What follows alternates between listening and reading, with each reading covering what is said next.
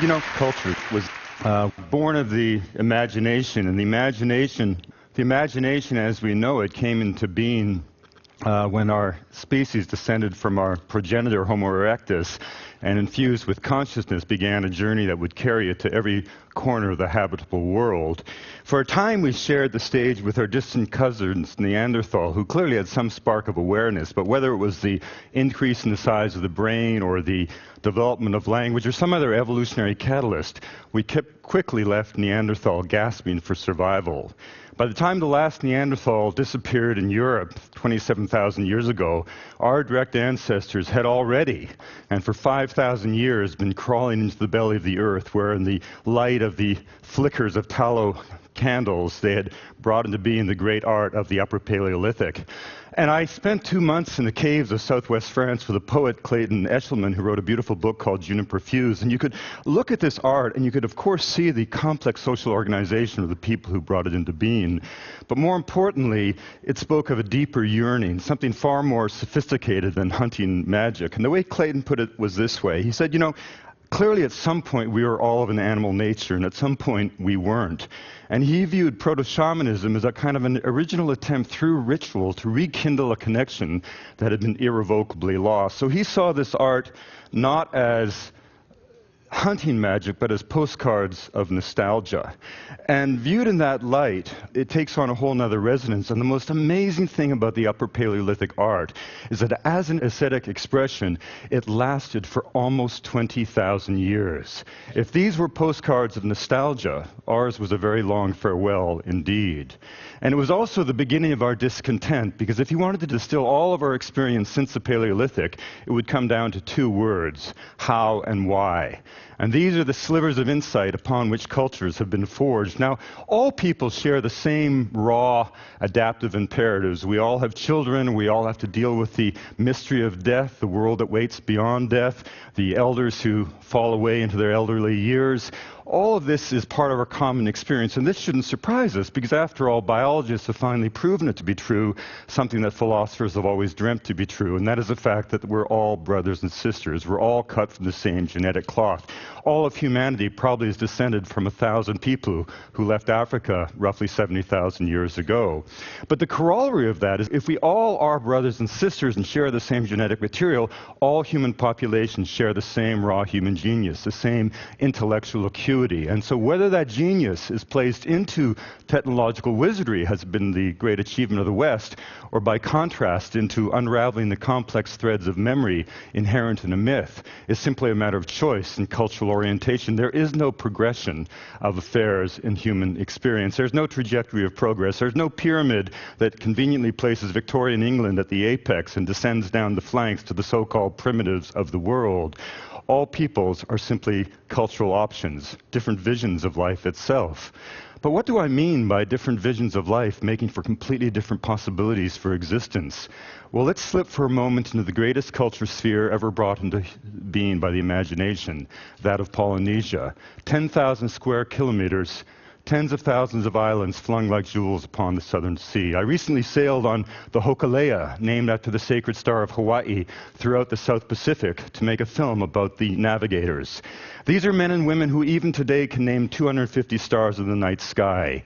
These are men and women who can sense the presence of distant atolls of islands beyond the visible horizon simply by watching the reverberation of waves across the hull of their vessel, knowing full well that every island group in the Pacific has its unique refractive pattern that can be read with the same perspicacity with which a forensic scientist would read a fingerprint.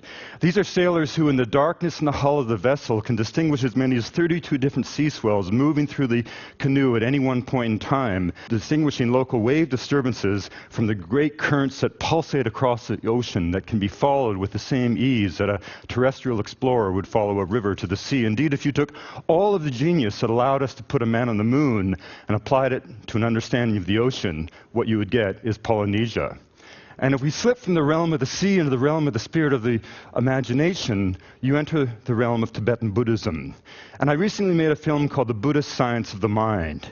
Why did we use that word science? What is science but the empirical pursuit of the truth? What is Buddhism but 2,500 years of empirical observation as to the nature of mind? I traveled for a month in Nepal with our good friend Mathieu Ricard, and you'll remember Mathieu famously said to all of us here once at TED, Western science is a major response to minor needs. We spend all of our lifetime trying to live to be 100 without losing our teeth. The Buddhist spends all their lifetime trying to understand the nature of existence. Our billboards celebrate naked children in underwear. Their billboards are manuals, prayers for the well-being of all sentient creatures. And with the blessing of Trosig Rinpoche, we began a pilgrimage to a curious destination, accompanied by a great doctor. And the destination was a single room in a nunnery where a woman had gone into lifelong retreat 55 years before. And en route, we took darshan from Rinpoche, and he sat with us and told us about the Four Noble Truths, the essence of the Buddhist path. All life is suffering. That doesn't mean all life is negative. It means things happen. The cause of suffering is ignorance. By that, the Buddha did not mean stupidity. He meant clinging to the illusion that life is static and predictable. The third noble truth said that ignorance could be overcome, and the fourth and most important, of course, was a delineation of a contemplative practice that not only had the possibility of a transformation of the human heart, but had 2,500 years of empirical evidence that such a transformation was a certainty. And so when this door opened onto the face of a woman who had not been out of that room in 55 years, you did not see a mad woman. You saw a woman who was more clear than a pool of water in a mountain stream. And of course, this is what the Tibetan monks told us. They said at one point, you know, we don't really believe you went to the moon, but you did. You may not believe that we achieve enlightenment in one lifetime, but we do. And if we move from the realm of the spirit to the realm of the physical, to the sacred geography of Peru, I've always been interested in the relationships of indigenous people that literally believe that the earth is alive, responsive to all of their aspirations, all of their needs. And of course, the human population has its own reciprocal obligations. I spent 30 years living amongst the people of Chinchero, and I always heard about an event that I always wanted to participate in. Once each year, the fastest young boy in each hamlet is given the honor of becoming a woman. And for one day, he wears the clothing of his sister and he becomes a transvestite, a wailaka. And for that day, he leads all able-bodied men on a run. But it's not your ordinary run. You start off at 11,500 feet, you run down to the base of the sacred mountain Antakilka, you run up to 15,000 feet, descend 3,000 feet, climb again over the course of 24 hours. And of course, the wailaka must spin. The trajectory of the route is marked by holy mounds of earth, where coca is given to the earth, libations of alcohol to the wind, the vortex of the feminine is brought to the mountaintop, and the metaphor is clear. You go into the mountain as an individual, but through exhaustion, through sacrifice, you emerge as a community that has once again reaffirmed its sense of place on the planet. And at 48, I was the only outsider ever to go through this, only one to finish it. I only managed to do it by chewing more coca leaves in one day than anyone in the 4,000-year history of the planet.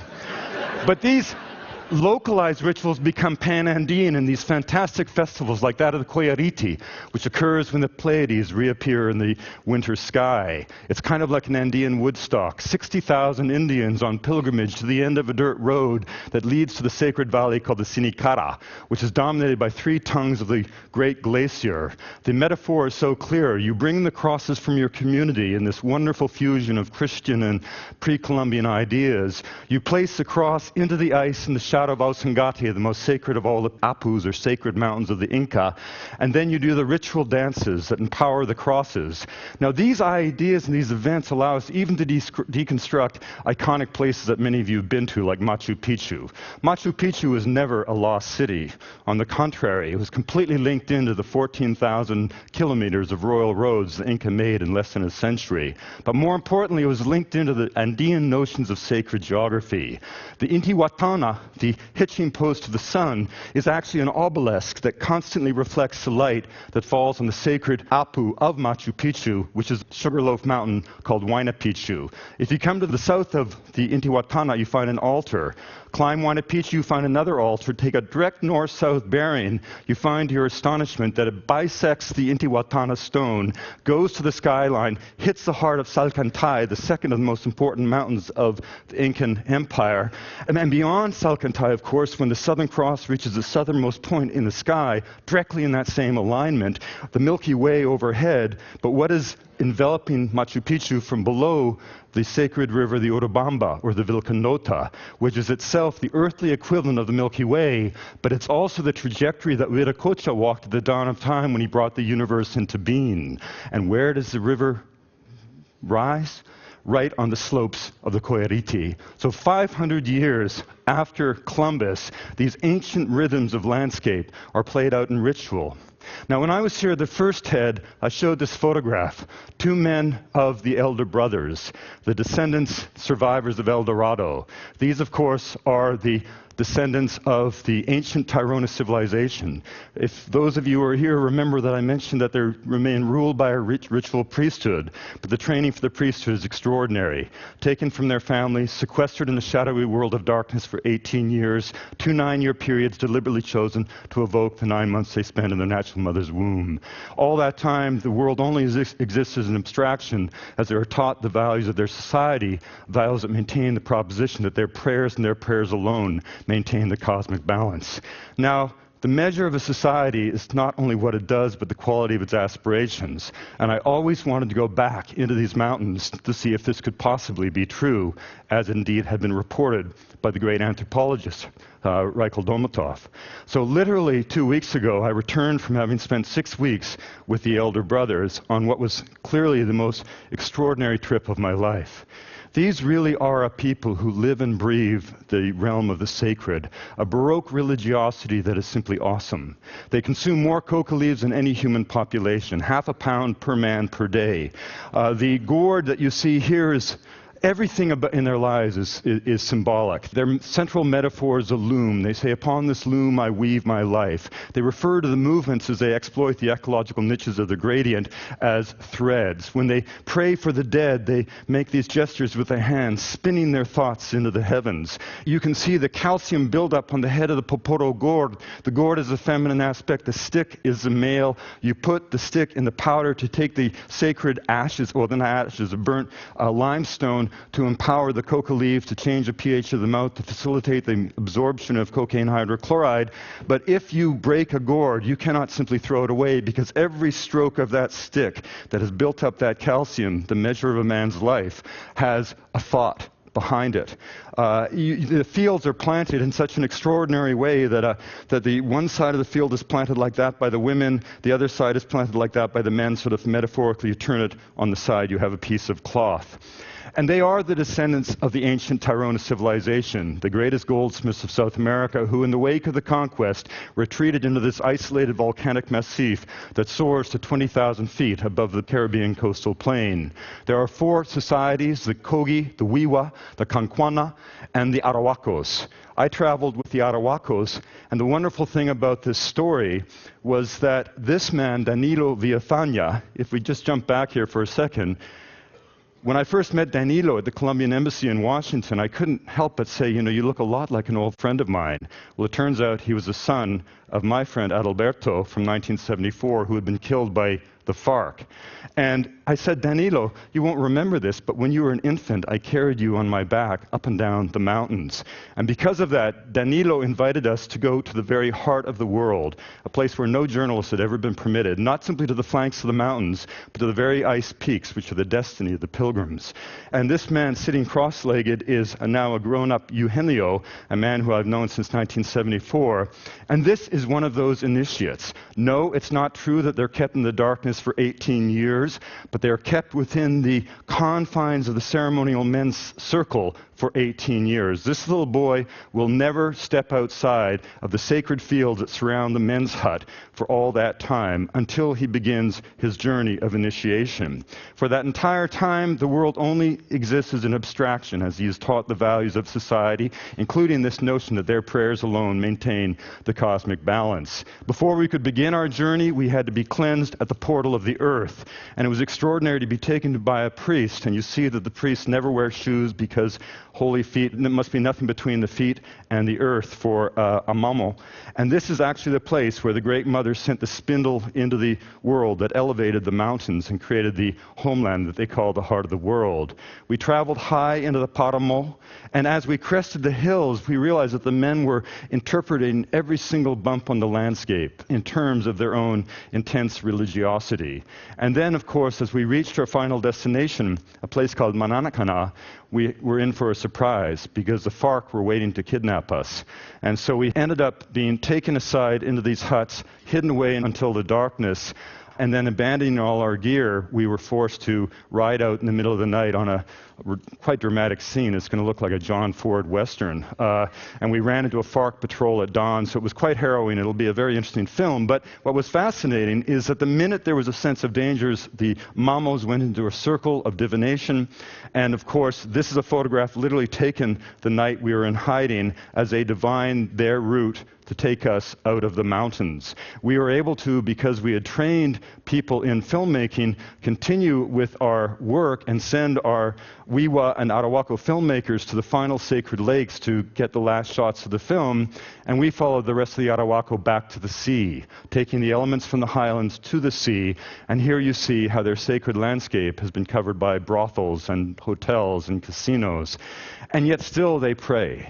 And it's an amazing thing to think that this close to Miami, 2 hours from Miami, there is an entire civilization of people praying every day for your well-being. They call themselves the elder brothers. They dismiss the rest of us who have ruined the world as the younger brothers. They cannot understand why it is that we do what we do to the earth. Now, if we slip to another end of the world, I was up in the high Arctic to tell a story about global warming, inspired in part by the former vice president's wonderful book. And what struck me so extraordinary is to be, again, with the Inuit, a people who don't fear the cold but take advantage of it, a people who find a way with their imagination to carve life out of that very frozen, a people for whom blood on ice is not a sign of death but an affirmation of life. And yet tragically, when you now go to those northern communities, you find to your astonishment that whereas the sea ice used to come in September and stay till July, in a place like Qaanaaq in northern Greenland, it literally comes in now in November and stays until March. So their entire year has been cut in half. Now, I want to stress that none of these peoples that I've been quickly talking about here are disappearing worlds. These are not dying peoples. On the contrary, you know, if you have the heart to feel and the eyes to see, you discover that the world is not flat. The world remains a rich tapestry. It remains a rich topography of the spirit. These myriad voices of humanity are not failed attempts at being you, failed attempts at being modern. They're unique facets of the human imagination. They're unique answers to a fundamental question. What does it mean to be human and alive? And when asked that question, they respond with 6,000 different voices. And collectively, those voices become our human repertoire for dealing with the challenges that will confront us in the ensuing millennia. Our industrial society is scarcely 300 years old. That shallow history shouldn't suggest to anyone that we have all of the answers for all of the questions that will confront us in the ensuing millennia. The myriad voices of humanity are not failed attempts at being us. They're unique answers to that fundamental question. What does it mean to be human and alive? And there is indeed a fire burning over the earth, taking with it not only plants and animals, but the legacy of humanity's brilliance. Right now, as we sit here in this room, of those 6,000 languages spoken the day that you were born, fully half aren't being taught to children.